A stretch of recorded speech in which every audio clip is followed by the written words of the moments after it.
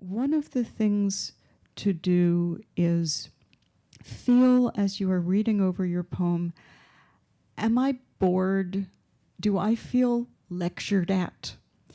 And if you do, which we all do from time to time, take out some of the transitions.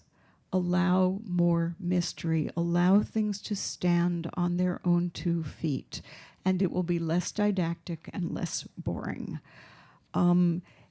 If you feel confused and drifty, maybe you want to add some transitions. But also, maybe you don't.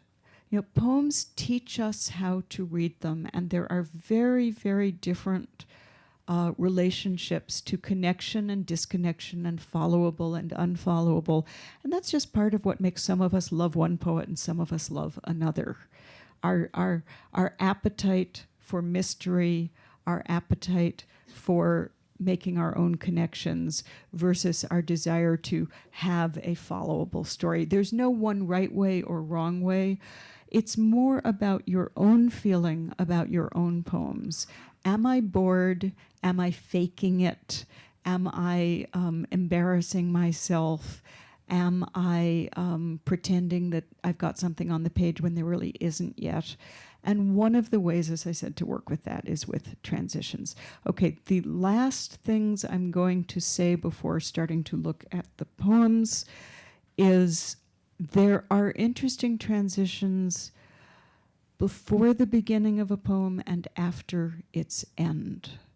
So good poems continue on after their last word, and they draw from something that exists before their first word.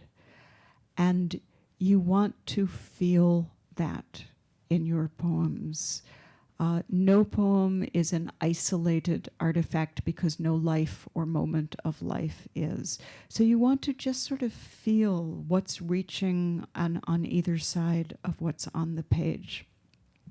If you want to play with changing your relationship to transitions, there are some very mechanical things you can try. You can say, okay, I'm going to ask a question in my poem.